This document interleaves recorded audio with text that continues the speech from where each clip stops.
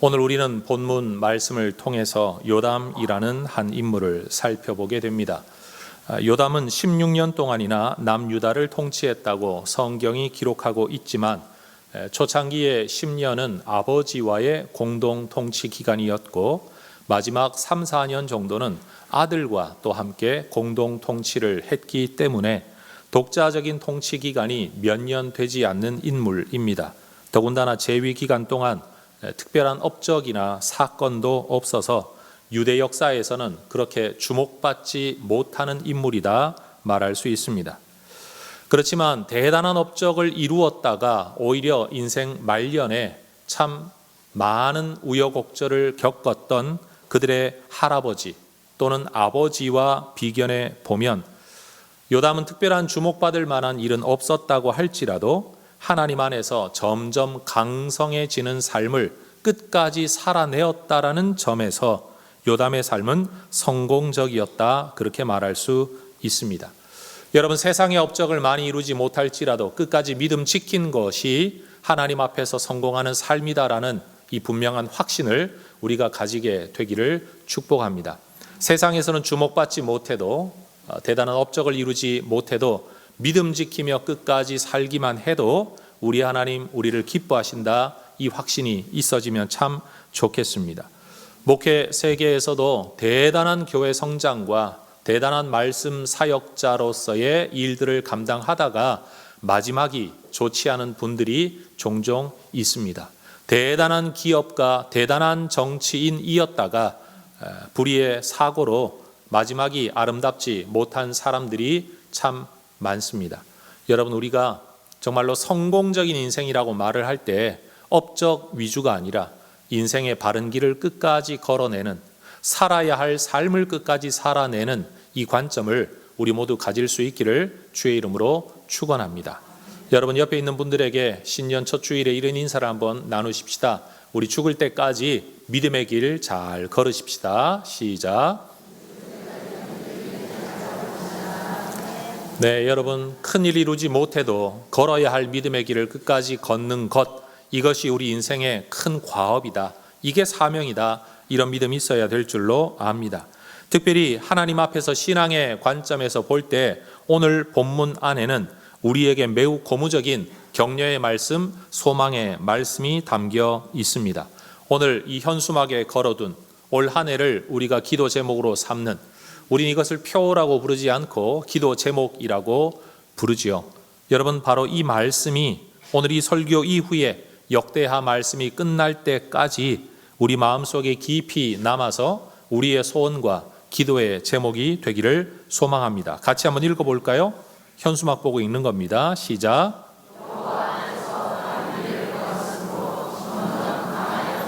이런 은혜가 여러분에게 있게 되기를 축복합니다. 본문에서 요담은 하나님 앞에서 믿음의 길을 걸었던 인물로 소개됩니다. 2절 보십시오. 요담이 여호와 보시기에 정직하게 행하였다. 여러분, 내가 생각하는 바른 길이 아니라 하나님 보시기에 바른 길을 요담이 걸었다라고 이야기합니다. 우리도 내가 생각하는 바른 길이 아니라 하나님 보시기에 바른 길을 걸어야 할 겁니다. 그런 요담의 삶의 길에 대한 평가 기준은 아버지 우시야였습니다. 2절입니다. 그의 아버지 우시야의 모든 행위대로 여호와 보시기에 정직하게 행하였다. 아마 이 기준은 우시야가 나중에 교만하여 나병으로 별궁에 거해야 할 때의 모습이 아니라 믿음으로 하나님이 기이한 도우심으로 그를 붙들어 주실 때의 모습을 의미할 겁니다. 정말로 다행한 것은 아들 요담이 아버지의 모습을 본받을 때 교만하여 변질된 모습이 아니라 그 이전에 순수한 모습을 본받았다라는 것이 참 은혜인 것 같습니다. 여러분, 우리도 나쁜 것을 배우기보다 좋은 것 배우는 성도들 되기를 원합니다. 한 사람이 모든 것을 잘하는 건 불가능한 일입니다. 옛 동양 선인의 말에도 세 사람이 길을 가면 그 가운데 한 사람은 꼭 나의 스승이 될 만한 사람이 있다라는 말이 있지만 저는 이렇게 말하고 싶습니다. 아무리 나쁜 사람에게서라도 그 사람이 잘하는 것, 배울 만한 것이 있다. 여러분, 그런 점에서 우리가 함께 어우러져 사는 동안에 다른 사람이 부족하고 내가 이해할 수 없는 모습 때문에 손가락질할 게 아니라 그 사람이 가지고 있는 선한 모습은 내가 배우겠다. 그런 마음으로 누군가를 대할 수 있기를 소망합니다. 옆에 분 또 한번 인사하십시다. 올해 저의 스승으로 모시겠습니다. 여러분, 그 사람에게서 무엇을 배울 수 있는지를 한번 찾아보시기 바랍니다. 여러분, 찾아보기도 전에 아이고 이 양반한테 뭘 배운단 말입니까? 하지 마시고, 내가 40년을 살아봤는데 이 양반 배울 거 하나도 없습니다 하지 마시고, 여러분 가만히 들여다보면 우리 하나님께서 그를 통해 일하고 계신 그분이 하나님을 사랑함으로 보여주는 특별한 남다른 모습이 어딘가에는 반드시 있을 겁니다. 이런 것들을 서로 배워간다면 아마 올해를 시작하는 지금과 올해를 마치게 되는 때 우리의 모습은 더 많이 성장해 있을 거라고 확신을 합니다. 특별히 요담은 어머니로부터 신앙적 영향을 받았던 것으로 추측할 수 있습니다. 왜냐하면 오늘 1절의 말씀을 보면 그의 어머니 이름이 여루사인데 사독의 딸이었다라고 이야기합니다. 사독이 누구입니까? 제사장이었습니다. 다시 말해서 어머니가 제사장 가문의 사람이었다라는 겁니다.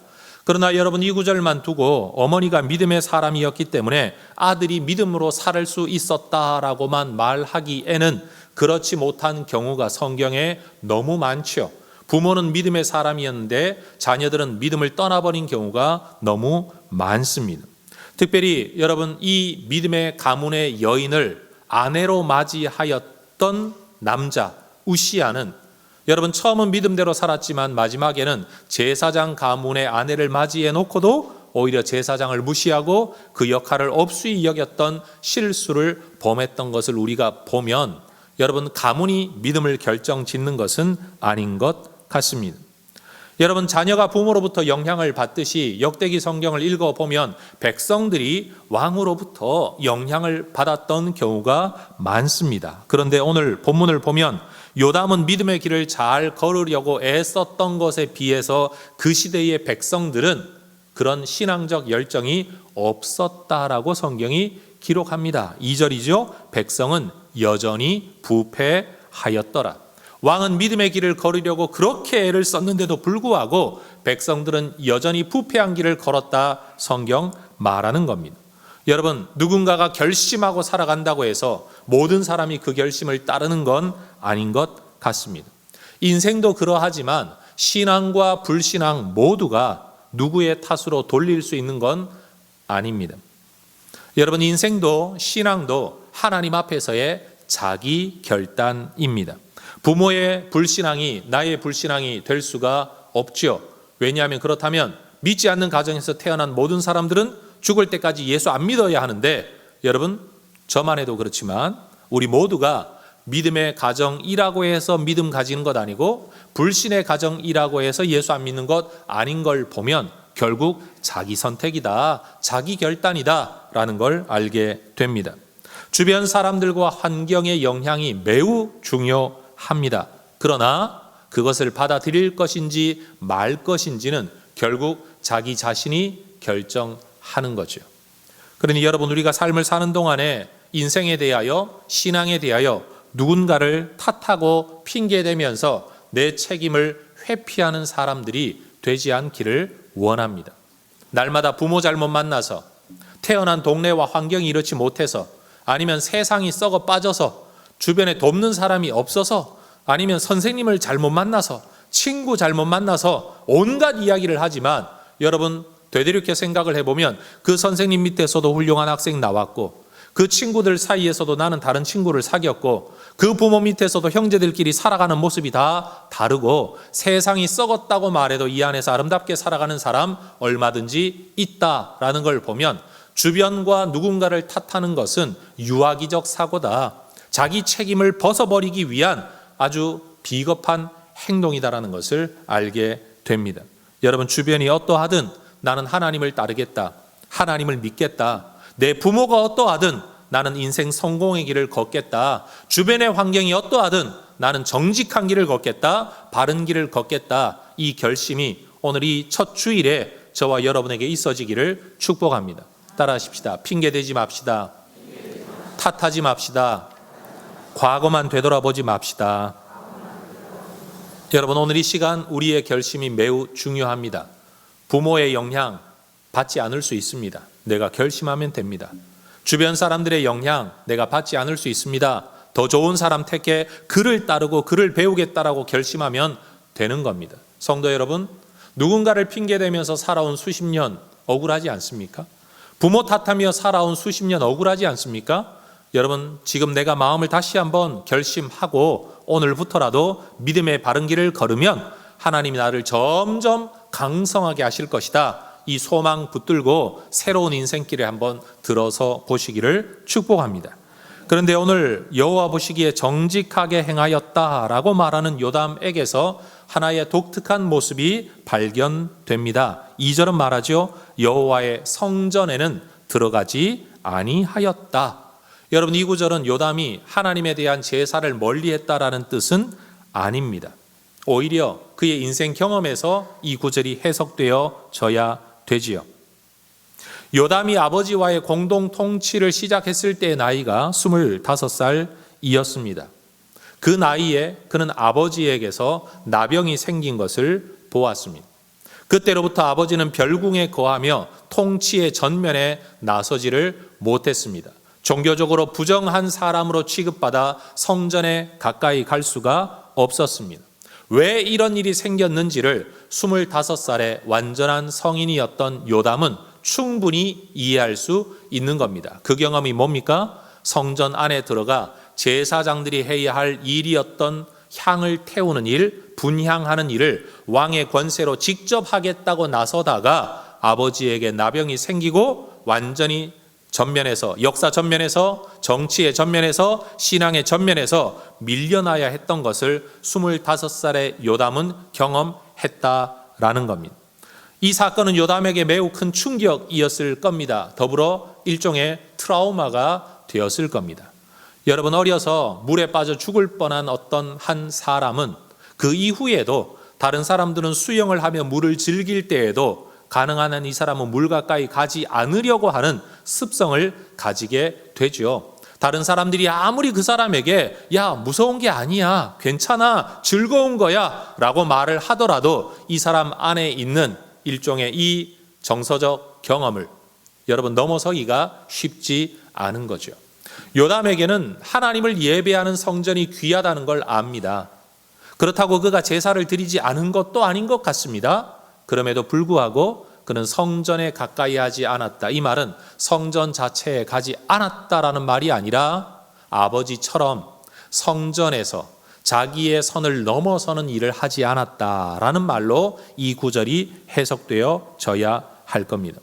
여러분, 신앙생활을 하는 동안에 긍정적이든 부정적이든 내 인생에 큰 경험을 한번 하고 나면 그 사람은 좀 다른 사람이 됩니다.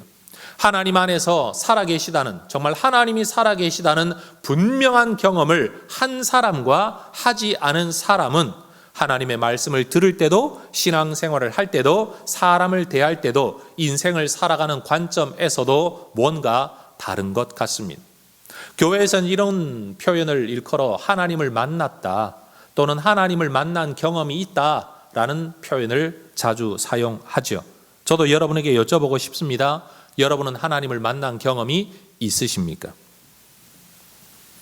어떤 경험이 여러분으로 하여금 신앙으로 이끌어 주었고 정말 하나님이 살아계시다는 확신을 가지게 하였습니까? 어떤 경험들이 쌓여서 여러분의 신앙의 색깔 또는 신앙의 행태 아니면 신앙의 어떤 색깔들을, 습관들을 형성하게 만들었습니까? 저는 오늘 이 시간 우리 혜성의 모든 가족들이 정말 하나님은 살아계신 분이다, 그래서 내가 함부로 대하면 안 된다라는 하나님에 대한 경외심이 우리 모두에게 있어지기를 축복합니다. 사실 어른 무서운 줄 모르고 세상 무서운 줄 모르고 날뛰는 사람들이 있지요. 그것처럼 하나님 무서운 줄 모르고 막 살아가는 사람들 있는 것 같습니다. 우리 하나님을 두려워할 줄 아는 마음이 우리 목사들에게도 우리 성도들에게도 있어지면 참 좋겠습니다. 교회는 예수님이 핏값을 주고 사신 공동체입니다. 그러면 교회를 대하는 우리의 마음과 태도도 굉장히 조심스러워야 하는데, 목회자들 중에도 성도들 중에도 교회를 함부로 대하는 사람들을 보면 하나님 무서운 줄을 아직 모르는 것이다 라고 말을 하게 되는 거죠. 성도 여러분, 우리 하나님은 무서운 분입니다. 여러분, 우리 하나님은 우리가 경외해야 될 분이지 만만하게 볼 분이 절대 아니라는 겁니다. 요담이 믿음의 길을 걸었던 사람이라는 이 진술과 함께 성전에 가까이 하지 않았다라는 표현이 굉장히 모순되어 보이지 않습니까? 그러니 성전에 가까이 하지 않았다라는 말은 예배를 멀리했다, 교회를 멀리했다는 표현이 아니다. 우린 이렇게 이 구절을 이해하면 안 된다. 아버지처럼 자기의 선을 넘어서지 않았다, 성전에 대한 자기의 역할을 넘어서지 않았다라는 구절로 이 의미를 해석해야 될 줄로 압니다. 여러분은 오랜 시간 전에 기록된 이 성경의 말씀이 오늘 우리에게까지 전수되어 온 것은, 여러분, 하나님께서 목적이 있어서 우리에게 성경을 주신 것 아니겠습니까? 여러분, 출애굽의 역사를 본 사람이 누가 있습니까? 2000년 전에 1000년 전의 사건을 직접 본 사람이 누가 있습니까? 성경의 기록이 없었다면 우리는 전혀 알지를 못할 겁니다. 하나님이 이 말씀을 통해서 우리에게 일종의 2차 경험을 하라고 요구하시는 겁니다. 네가 직접 보지는 못했지만 이때 이런 일이 있었다, 하나님 이렇게 말씀하셨다, 하나님 이렇게 처벌하셨다, 그러니 하나님 살아계시다, 이런 일을 하면 너도 망한다, 이런 일을 하면 하나님이 복을 주신다, 이걸 너의 경험으로 받아들이라는 겁니다. 따라하십시다. 성경의 기록을 우리의 경험으로 삼아야 합니다. 한 번 더요. 성경의 기록을 우리의 경험으로 받아들여야 합니다. 성경이 기록된 이유가 바로 여기에 있다라는 겁니다. 바울은 고린도 전서에서 이렇게 기록했습니다. 고린도 전서 10장 6절에서 11절 말씀 제가 읽어보겠습니다. 이러한 일은 우리의 본보기가 되어 우리로 하여금 그들이 악을 즐겨한 것 같이 즐겨하는 자가 되지 않게 하려 함이니, 그들 가운데 어떤 사람들과 같이 너희는 우상 숭배하는 자가 되지 말라. 기록된 바 백성이 앉아서 먹고 마시며 일어나서 뛰논다 함과 같으니라. 그들 중에 어떤 사람들이 음행하다가 하루에 23,000명이 죽었나니 우리는 그들과 같이 음행하지 말자. 그들 가운데 어떤 사람들이 주를 시험하다가 뱀에게 멸망하였나니 우리는 그들과 같이 시험하지 말자. 그들 가운데 어떤 사람들이 원망하다가 멸망시키는 자에게 멸망하였나니 너희는 그들과 같이 원망하지 말라. 그들에게 일어난 이런 일은 본보기가 되고 또한 말세를 만난 우리를 깨우치기 위하여 기록되었느니라. 여러분, 성경이 왜 기록되었다고 말을 합니까? 우리를 깨우치기 위해 기록되었다. 뭘 깨우치는 겁니까? 이런 일을 하면 하나님이 이렇게 반응하신다라는 것을 알려주기 위함인 거죠. 한번 따라 하십시다. 악을 즐겨하는 자가 되지 말라. 우상 숭배하는 자가 되지 말라. 음행하는 자가 되지 말라. 주를 시험하는 자가 되지 말라. 원망하는 자가 되지 말라.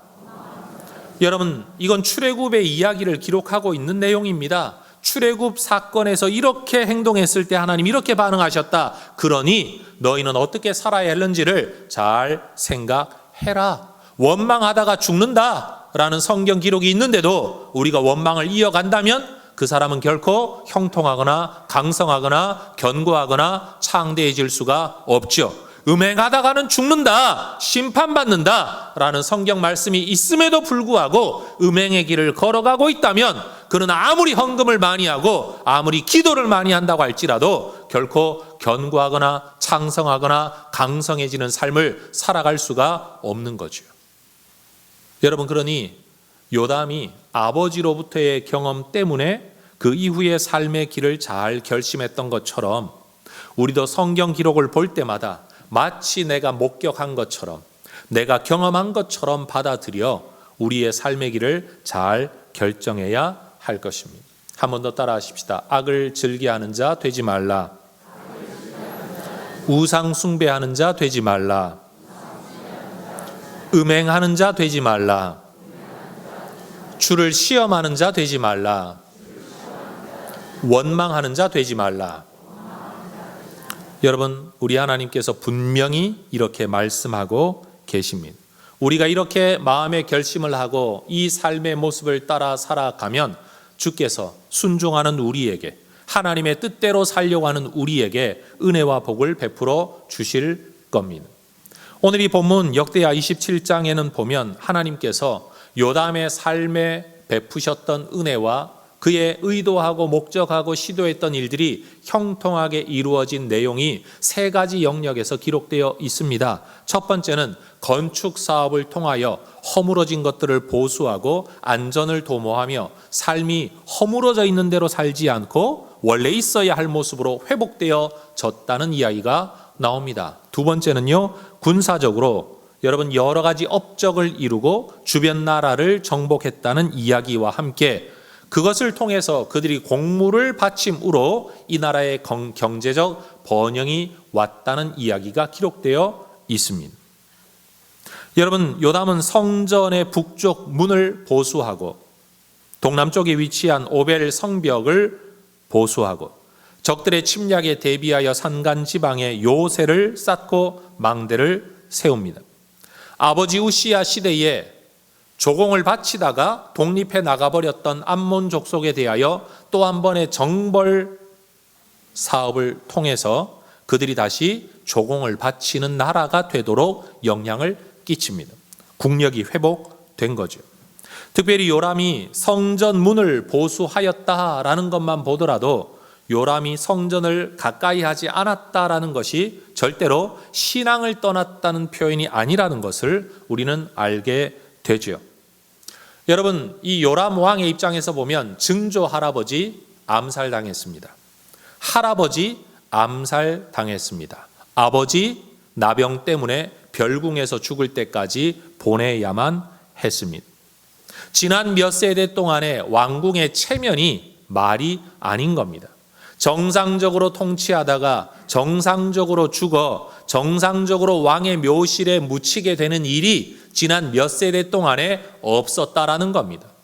하나같이 비참한 최후를 맞이하든지 아니면 제대로 된 후손들의 인정을 받지 못하는 삶을 살았다가 요람이라는 사람의 때에 와서야, 요담입니다. 이 사람의 때에 와서야 비로소 제대로 된 통치, 제대로 된 인정, 제대로 된 죽음과 제대로 된 왕의 묘실에 묻히는 일이 있게 되었다라는 겁니다. 여러분, 특별한 업적은 없을지라도 정상적인 삶으로 되돌이킨 이것마저도 엄청난 은혜라는 사실 우리가 알 수 있으면 좋겠습니다. 자, 따라하십시다. 남보다 잘하지 못해도 은혜의 길을 걷는 것은 하나님의 복입니다. 그저 정상적으로 살다가 정상적으로 가는 것만 해도 엄청난 은혜라는 겁니다. 몇 번 설교 시간에 언급을 했었지만 목사님들이 은퇴하는 예식에는 제가 시간을 내어 꼭 참여하려고 애를 씁니다.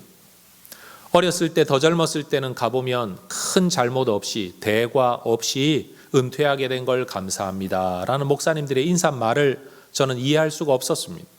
아니, 한 인생 목사가 되어 교회 부흥을 이루든지 하나님의 역사를 이루든지 뭔가 한 가닥 하고 가야 감사하지, 아니 큰 실수 없이 그냥 인생 마치는 걸 두고 뭐 저리 감사하나 철없는 생각을 했었습니다. 근데 저도 한 해 한 해 목회를 하면서 보니까 여러분, 잠깐 설교로 은혜 끼칠 수 있고 한 번의 집회에 은혜 끼칠 수도 있고 한 번의 교회 성장을 이룰 수는 있지만 은퇴할 때까지, 죽을 때까지 다른 사람들이 볼 때 은혜로운 삶을 사는 거, 이거 보통 일이 아니더라고요. 한 번 반짝 자라는 거, 이것도 쉬운 일은 아니지만 여러분, 끝까지 지켜야 할 모습을 지키는 거, 이거 결코 쉬운 일이 아닌 거죠. 저는 여러분을 칭찬드리고 싶습니다. 아내로, 남편으로 평생을 잘 살아가며 그 자리 지키는 거 당연한 일이긴 하지만 대단한 일입니다. 엄마의 자리, 아빠의 자리를 지키며 살아가고 있는 것, 누군가가 볼 땐 당연한 일이지만 사실 그게 보통 어려운 일이 아닌 거죠. 자, 옆에 분에게 한번 칭찬해 드리십시다. 지금 대단한 삶을 살고 계신 겁니다. 특별히 요즘같이 믿음 지키기 어려운 시절에 예수 믿는 것에 대하여 온갖 조롱과 비난이 있는 시절에 그래도 믿음을 지키고 오늘 이 자리에 앉아 목사의 설교를 듣고 있다는 자체, 이런 교회에 속해 내가 예배를 드리고 있다는 이 자체, 이거 보통 일이 아닌 겁니다. 저는 우리 혜성교회 성도 여러분들, 우리 하나님께서 지금 이 자리를 지키는 여러분을 참 기뻐하신다고 확신합니다. 그런데 여러분, 오늘만 지키고 다음 주 안 오시면 안 되고, 여러분 이 자리를 끝까지 죽을 때까지 지키는 거, 그게 바로 믿음의 삶이다. 우리가 이 결심을 우리가 할 수 있기를 소망합니다. 여러분, 요담이 어려서부터 믿음이 탁월했던 것은 아닌 것 같습니다.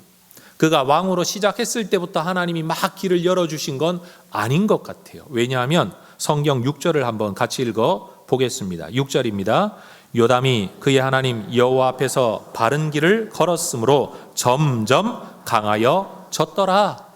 추측기로는 요담이 아버지에 대한 일종의 트라우마를 가지고 하나님에 대한 두려움을 가지고, 야, 내가 길 벗어나면, 주어진 선을 넘어서면 하나님 이렇게까지 두렵게 심판하시는 거로구나 라는 것을 깨닫고 믿음 안에 바른 길을 걸으려고 마음에 결심했던 것 같아요. 그때로부터 하나님께서 그에게 은혜를 베푸시는데 처음부터 다 쏟아부어 주신 게 아니라 점점 강하여졌다라고 이야기합니다. 여러분, 하나님의 은혜는 한 번에 다 쏟아부어 받는 게 아닙니다. 내가 믿음의 길을 걷는 만큼 쌓아주시는 줄로 믿습니다. 그러니 여러분, 내가 좀 더 큰 믿음, 좀 더 확실한 믿음, 좀 더 많은 하나님에 대한 사랑을 가지고 인생을 살아가면 내 삶은 점점 창대하게 될 것이다. 성경은 우리에게 이것을 가르쳐 주는 겁니다. 여러분, 우리가 믿음 가지고 산다라고 말할 때, 여러분 초신자 때의 믿음과 지금의 믿음이 어떻게 똑같겠습니까? 여러분, 초신자 때는 뜨거울 수는 있습니다. 그러나 그것은 마음의 열망일 뿐이지 살아낸 삶의 흔적이 없는 거죠. 초신자들이 볼 때는요, 몇십 년 예수 믿은 사람들은 다 식어 빠진, 김 빠진 사이다와 같은 신앙처럼 보일지도 모릅니다. 그러나 이거 아셔야 됩니다. 김 빠진 사이다와 같은 신앙인의 모습이라고 할지라도 수십 년 동안 그 자리를 지켜낸 건 아무나 하는 게 아니라는 겁니다. 지금은 내가 뜨겁지만 30년, 40년 후에도 내가 이럴 수 있다라는 건, 그러기를 소망할 수는 있지만 반드시 그럴 거라고는 장담할 수는 없는 거죠. 그러니 여러분, 혜성교회가 70년 동안 이 자리에 유지되어 왔다라는 건 대단한 하나님의 은혜인 겁니다. 성도 여러분, 바른 길이라는 말을 한자어로 할 때 정도 아닙니까? 바른 길, 정도. 하나님 앞에서 정도를 걸어야 하나님이 복을 주십니다. 하나님 앞에서 정도를 걸어야 하나님이 강하게 하십니다. 견고하고 창대한 인생길은 곁길 아닙니다.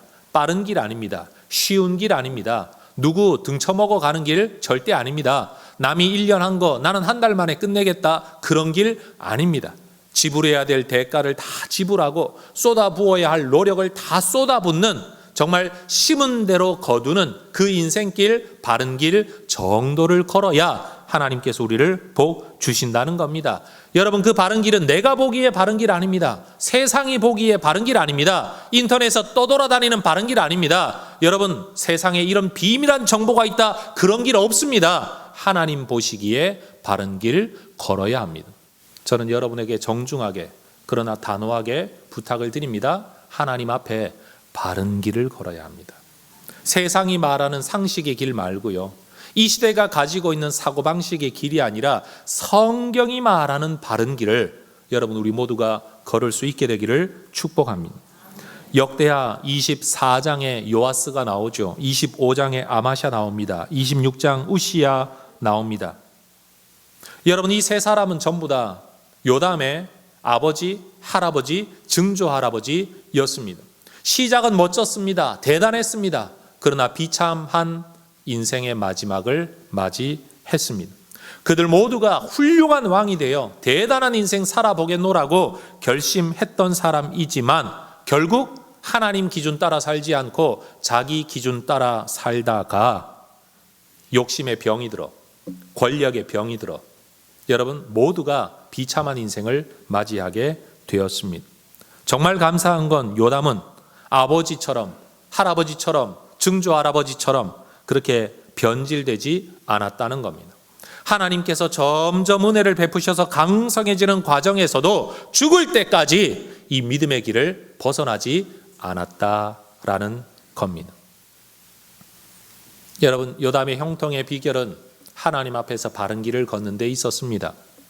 그리고 아름다운 마지막은 그 길을 벗어나지 않았던 데 있습니다. 여러분, 요담처럼 갈수록 더 잘 되는 인생, 살면 살수록 강성해지는 인생, 여러분, 우리 모두가 이런 인생 되기를 주의 이름으로 축원합니다. 혹시 우리의 삶 가운데 죄 또는 저주와 악습, 여러분, 나도 모르게 나와 내 앞대로부터 계속 전해져 오는 나쁜 습관, 그것을 끊어낼 수 있는 길이 무엇일까요? 고질적이고 반복적인 여러분, 이 악순환의 고리를 끊어낼 수 있는 길은 오늘 내가 결심하고 사는 대로 사는 게 아니라, 내가 생각하는 대로 사는 게 아니라 말씀대로 살겠노라고.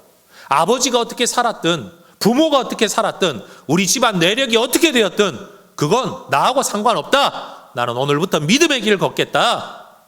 내 신체적 조상은, 족보의 조상은 우리 부모이지만 내 영적 조상을 이런 성경의 인물들로 삼겠다 결심을 하고 그들을 본받아 살아가면 부모가 살았던 삶을 사는 게 아니라 여러분, 내가 꿈꾸고 목표로 하는 그 사람의 인생을 우리가 살아가게 될 줄로 믿습니다. 성도 여러분, 다시 한번 부탁드립니다. 살던 대로 살지 말고 여러분, 믿음대로 사시기를 축복합니다. 내 기준 따라 살지 말고 성경 기준 따라 살아가시기를 축복합니다. 깊이 생각해야만 맞는 그런 길 말고요, 누가 보더라도, 당장 보더라도 그게 맞다, 옳다 할 수 있는 어떤 면에서는 심플하고 단순하고 확고한 삶, 논리적으로 논리 싸움하고 말 싸움 해야만 설명이 될 수 있는 그런 삶 말고, 누가 보더라도 단순하게 그거 맞다 라고 말할 수 있는, 여러분, 우리가 이런 삶 살아야 되지 않겠습니까? 여러분, 하나님 앞에 시간을 드리고 물질을 드리는 거 아름다운 일이죠. 예배 드리는 거 아름다운 일입니다. 그런데 예배를 두고 집에서 하냐, 인터넷으로 하냐, 예배당에서 하냐, 가야 되냐, 말아야 되냐, 몇 번 해야 되냐, 이런 논리 싸움 말고요, 그런 말 싸움, 말장난 말고 있는 그대로 예배를 드리고 예배의 삶을, 예배의 마음을, 예배의 태도를 가지고 돈을 가지고 이렇게 써도 하나님 기뻐하시는 것 아닙니까? 라는 말싸움 하지 말고 말 그대로 하나님, 누가 보더라도 헌금은 헌금이고 여러분, 봉사는 봉사고 구제는 구제이고, 여러분, 이런 일에 베풀 수 있으면 얼마나 좋을까요? 여러분, 내가 쓰고 남은 돈을 가지고 어떻게 헌금할 수 있겠습니까? 내가 쓸 만큼 쓰고 누릴 만큼 누리고 난 뒤에 누군가를 구제하는 거 어떻게 할 수 있겠습니까? 하나님 기뻐하시는 일은 먼저 헌금하고, 먼저 구제하고, 먼저 베풀고, 그리고 작은 것 남은 것 가지고 내가 누릴 수 있는 것을 정하는 것. 사실 이게 신앙인의 덕목 아닙니까? 근데 요즘은요, 내가 쓸 만큼 쓰고 누릴 만큼 누리고 그 다음 남은 것으로 헌금하려니, 봉사하려니, 구제하려니, 선한 일 하려니 할 만한 게 없는 거죠. 여러분, 이런 면에서 오늘 우리의 사고방식이 과연 세상을 따라가고 있는 거냐, 하나님 따라 성경 따라가고 있는 거냐 한번 점검해 볼 필요가 있지 않겠습니까? 역대기 성경 말씀을 보면 우리 하나님께서 은혜와 복을 베푸신 결과에 대한 표현이 사람마다 조금씩 다릅니다. 솔로몬에게는 견고하고 창대하게 하셨다라는 표현이 등장합니다. 르호보암과 아비야에게는 하나님이 강성하게 하셨다라는 표현이 자주 등장합니다. 그리고 아사에게는 평안하게 하셨다라는 표현이 자주 등장합니다. 여호사밧에게는 부귀와 영광을 떨쳤다라는 표현으로 등장합니다.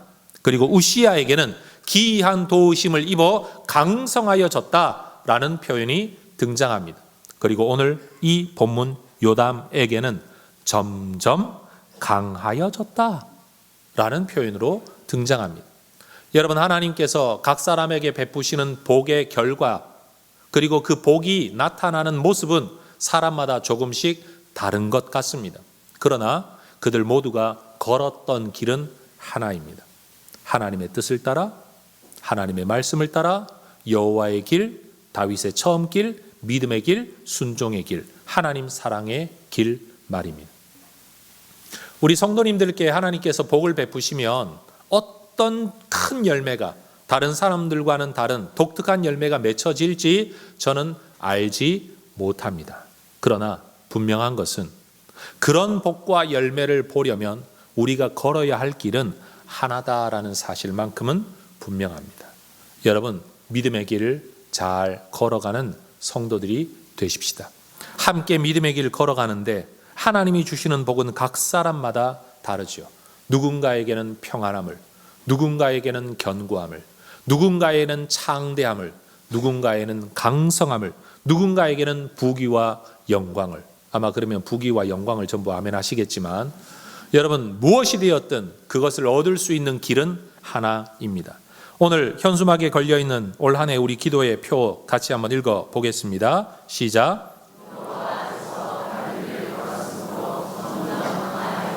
이 말씀이 여러분에게 이루어지기를 축복합니다.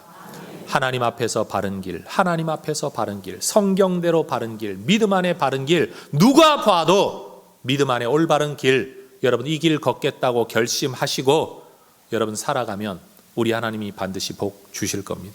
저는 산을 오르는 걸 싫어합니다. 편두통이 있는데 여러분 일정한 속도로 계속 몸을 움직이면 몸의 열이 나중에 머리로 차올라서 산을 조금만 올라도 두통이 찾아와서 저는 산을 오르는 걸 잘 못하는 사람입니다. 근데 산을 오르는 분들은 이런 말씀 하시더라고요. 높은 산일수록 꼭대기 쳐다보고 가면 안 된다. 그저 앞사람 뒤꿈치만 쳐다보고 그저 또박또박 걸어야 다 올라간다라고 말씀들을 합니다. 여러분, 하나님이 뭐 주시나 하고 꼭대기 자꾸 쳐다보다가 실망하지 마시고 등성이 하나 넘으면 꼭대기겠지 했는데 또 나오고 또 나오고 산이 우리를 그렇게 날마다 속이잖아요. 근데 사실 산이 속인 게 아니라 우리 스스로의 욕심이 우리를 속게 만드는 거죠. 여러분, 우리가 걸어야 할 길은 앞사람이 뒤꿈치 보고 그저 뚜벅뚜벅 계속 걸어가는 겁니다. 그러다가 보면 언젠가 정상에 도착하겠죠. 믿음의 사람들이 걸었던 그 길, 그들의 뒤꿈치 바라보고 그저 여러분 걸어가다가 보면 어느 순간 하나님이 우리의 삶에 견고함과 창대함을, 평안을, 강성함을, 부귀와 영광을, 기이한 도우심을 하나님께서 우리에게 베푸실 줄로 믿습니다. 여러분, 열매 없다고 자꾸 탄식하는 사람은 산 꼭대기 쳐다보고 올라가고 등산하는 사람이고요. 그저 주어진 길 걷겠다. 내 평생에 이 길 걷는 것을 믿음의 내 사명으로 삼겠다. 우리 모두가 이런 마음 가지고 이 한 해의 첫 주를 시작할 수 있기를 주의 이름으로 축원합니다. 기도하겠습니다.